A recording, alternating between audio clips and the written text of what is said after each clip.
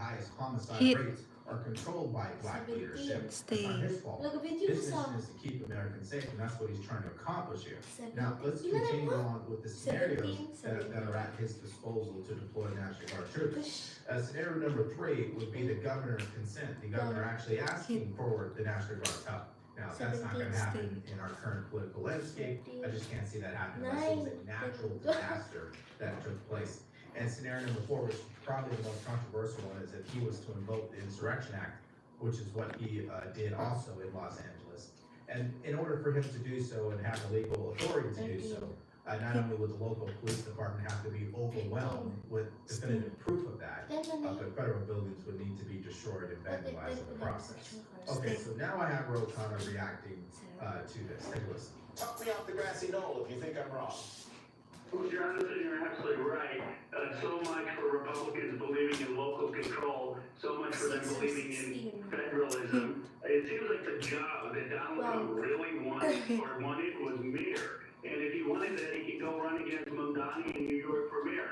But the President of the United States should be focused on how we get our economy working, how we stop the starvation and killing in Gaza, how we stand up to Putin and not just have land be taken from Ukraine. And instead, he's not doing any of that. He's failing, and he's engaged in dangerous rhetoric and the criminalization of the streets. And by the way, hurting the economy, you talk to folks who spend a lot of time in D.C. You talk to small businesses, they're having less foot traffic because of the national. What I find to be fascinating about his statement there is that he believes it's President Trump with the dangerous rhetoric. He believes President Trump should not be busy trying to keep American cities safe. That's exactly what he's saying. Stay. Now, from our perspective here, and I'm sure you might agree with me here, all the things that he said President Trump should be focused on, he is focused on. He just met with Putin in person, something the prior president wasn't able to do, something Democrat leaders have not been able to do.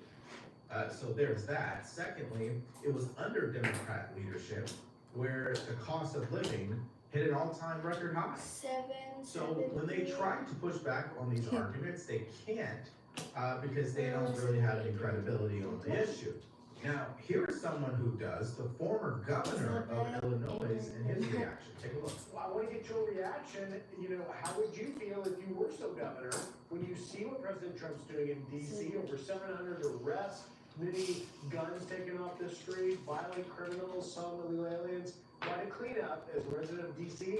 Obviously, you know, we like seeing that sort of thing. How would Chicagoans feel about this? Well, I think most Just Chicagoans start have common sense, and most Chicagoans would welcome this. In fact, be excited and enthusiastic about it. The fact of the matter is, Chicago is a very dangerous city. Crime is higher in Chicago. It's higher here than in New York, higher here than in Los Angeles. And here's a fact that's really true. Our mayor tries to say that homicides are down in Chicago, but the fact is that up to August the 16th, 233 days this year, 254 people was in murder. So you can honestly say that